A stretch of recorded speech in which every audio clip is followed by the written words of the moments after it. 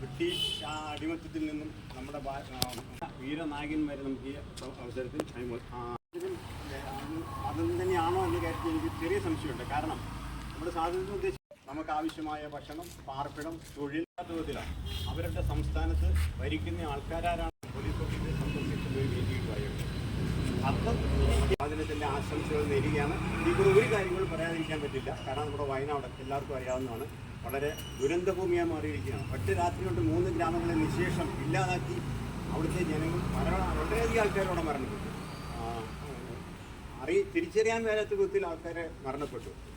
അവർ അനുഭവിക്കുന്ന ദുഃഖം നമുക്ക് സംസാരിച്ച് തീർക്കാൻ പറ്റില്ല. അത്രമാത്രം ദുഃഖമാണ്. പക്ഷേ ഇതിനെല്ലാം ചേർത്ത് പിടിച്ച് എല്ലാ ദുരന്തങ്ങളെയും അതിജീവിക്കാനുള്ള ഒരു തൻ്റെ ഇടവും കഴിവും നമ്മുടെ കേരളീയർക്കുണ്ടെന്നുള്ള ഇപ്രാവശ്യം അവർ തെളിയിച്ചിരിക്കുകയാണ്. അവർ 18,000 പേരാണ് അവിടെ വളണ്ടിയേഴ്സായിട്ട് രജിസ്റ്റർ ചെയ്തത്.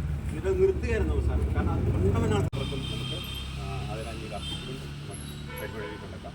അതിനായി പ്രസന്റേഷൻ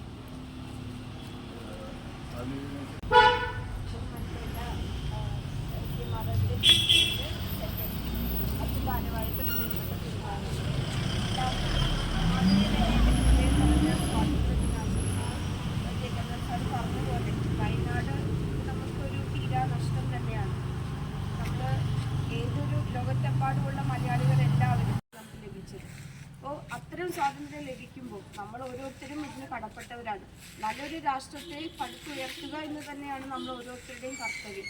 അതിന് നമുക്ക് ചെയ്യാൻ പറ്റുന്ന, അത് തൊഴിൽ മേഖലയായാലും അതെല്ലാം നമ്മൾ ഏത് പ്രവർത്തിക്കുന്ന മേഖലയാണെങ്കിലും നമ്മൾക്ക് ചെയ്യാൻ പറ്റുന്ന നല്ലൊരു രാഷ്ട്രം കെട്ടിപ്പടുക്കുന്നതിന് വേണ്ടി നമ്മൾ ഓരോരുത്തർക്കും